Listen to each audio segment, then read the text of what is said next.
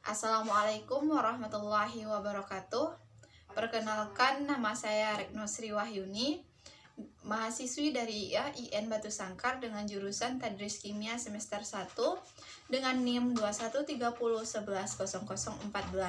Baik, untuk video kali ini saya akan mencoba menjelaskan tentang asam basa. Yang pertama yaitu tujuan dari praktikum asam dan basa. Tujuannya yang pertama yaitu untuk menguji sifat suatu larutan asam dan basa menggunakan kertas lakmus.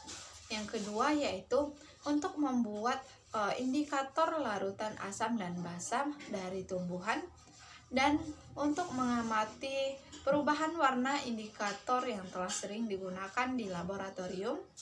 Yang ketiga yaitu untuk menggolongkan unsur-unsur asam dan basa kuat dan lemah berdasarkan pH-nya. Yang kedua yaitu landasan teori. Rasa makanan yang berbeda-beda disebabkan oleh sifat kimianya, yaitu asam, basa, dan netral. Asam dan basa dinetralkan akan membentuk garam. Menurut teori Arrhenius, asam adalah larutan yang apabila dilarutkan dalam air akan menghasilkan ion H+. Contohnya yaitu HCl, yang mana H akan bermuatan plus dan HCl akan bermuatan minus. Sedangkan basa adalah larutan yang jika dilarutkan dalam air akan menghasilkan ion OH-. Contohnya NaOH, Na yang bermuatan plus dan OH yang bermuatan minus. Yang kedua yaitu landasan teori. Rasa makanan yang berbeda-beda itu disebabkan oleh sifat kimianya, yaitu asam, basa, dan netral.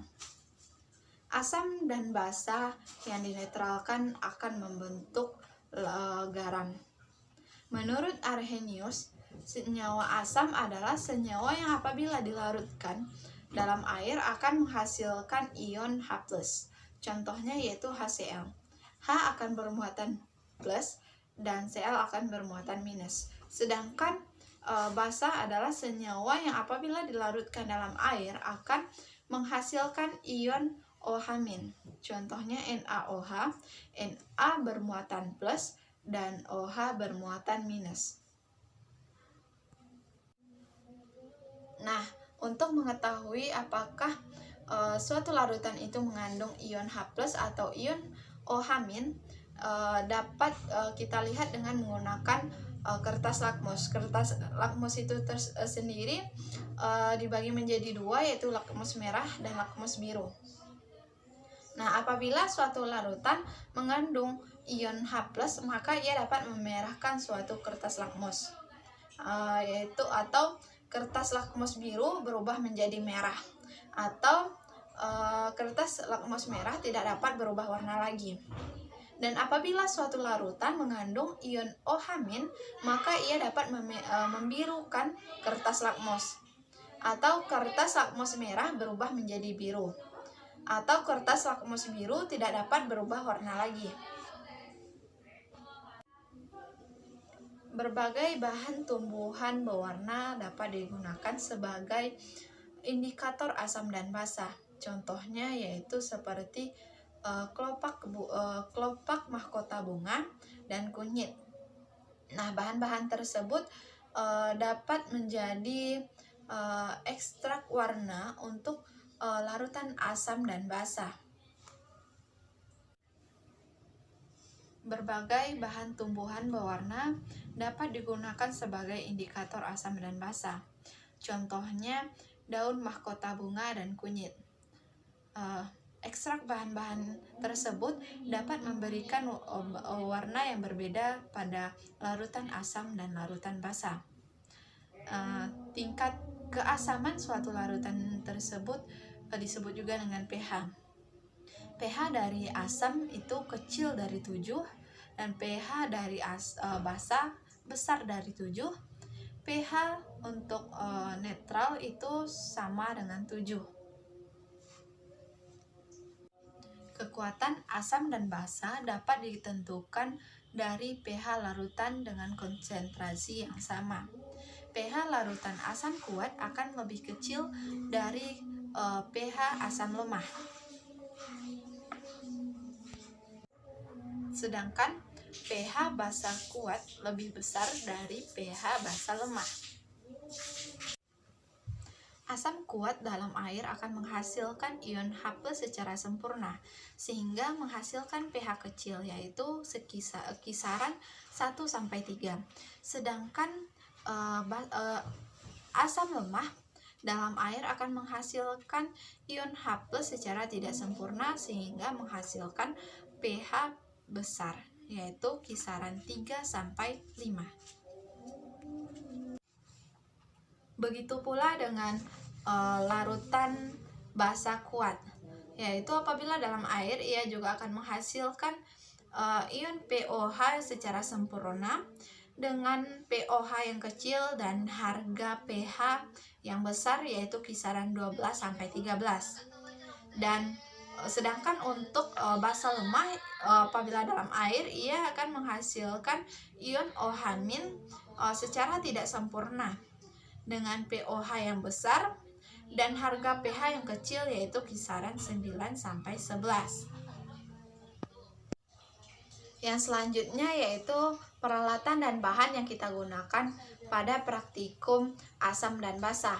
Yaitu yang pertama, peralatan yang kita gunakan.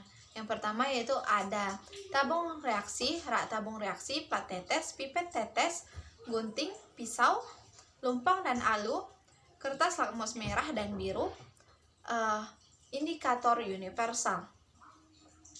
Yang kedua yaitu bahan yang kita gunakan. Yang pertama ada air suling, air keran, air sabun batang, air kapur, air jeruk nipis, kunyit, larutan gula, alkohol, deterjen, mahkota bunga 3 warna, merah, biru, putih, larutan cuka, larutan NaOH 1 molar, larutan asam nitrat 1 molar, larutan HCl 1 molar, larutan kalium hidroksida 1 molar, larutan NaCl 1 molar, dan fenolftalein. Proses selanjutnya yaitu prosedur kerja. Yang pertama yaitu untuk pengujian sifat larutan. Langkah yang pertama yaitu guntinglah beberapa kertas lakmus merah dan biru sepanjang 1 cm. Lalu letakkan pada dalam tabung reaksi atau pada plat tetes. Lalu tetesi dengan air suling. Lalu amati apakah terjadi perubahan warna pada kertas lakmus tersebut. Setelah itu catat pengamatan yang kita dapatkan. Dan lakukan hal yang sama kepada larutan cuka dan air kapur.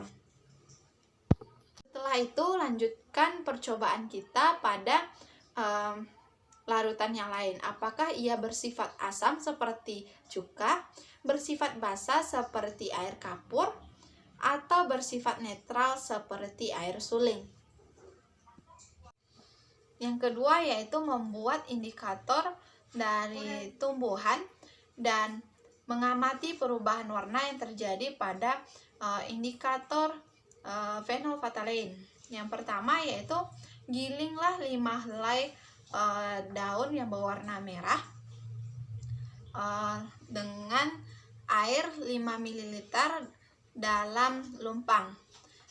Lalu sisihkan 1 ml air bunga pada masing-masing 2 tabung reaksi. Pada tabung reaksi pertama, tambahkan air cuka. Pada tabung reaksi kedua, tambahkan air kapur. Lalu kocoklah atau guncang. Setelah itu perhatikan perubahan warna yang terjadi dan catat. Dan yang kedua, yaitu lakukan cara yang sama pada kelopak bunga berwarna biru dan putih. Selanjutnya yaitu yang ketiga, siapkan 3 tabung reaksi yang sudah dibersihkan, lalu masukkan pada tabung reaksi pertama 2 ml larutan cuka, pada tabung reaksi kedua larutan air kapur pada tabung reaksi ketiga, yaitu air suling. Lalu tambahkan pada masing-masing tabung reaksi tersebut 2-3 tetes larutan fenolftalein. Lalu kocok atau guncang. Setelah itu perhatikan perubahan warna yang terjadi dan catat. Yang ketiga yaitu menentukan nilai pH dan kekuatan asam basa. Yang pertama yaitu masukkan larutan CH3COOH 1 molar, NaOH 1 molar, HNO3 1 molar, HCl 1 molar, KOH 1 molar, masing-masing pada tabung reaksi 5 ml. Selanjutnya, celupkan kertas indikator pada masing-masing larutan. Yang ketiga yaitu penentuan pH dan kekuatan asam basa. Yang ketiga yaitu menentukan pH dan kekuatan asam basa. Yang pertama yaitu masukkan larutan CH3COOH 1 molar, larutan NaOH 1 molar, larutan HNO3 1 molar, larutan HCl 1 molar, larutan KOH 1 molar, masing-masing pada tabung reaksi 5 ml. Yang kedua yaitu celupkan kertas indikator universal pada tiap-tiap larutan. Setelah itu amati perubahan yang terjadi dan catat pengamatan. Nah, sekian pembahasan kita tentang asam basa kali ini. Dan apabila ada kesalahan dalam penyampaian materi, saya minta maaf, dan saya akhiri dengan Assalamualaikum warahmatullahi wabarakatuh.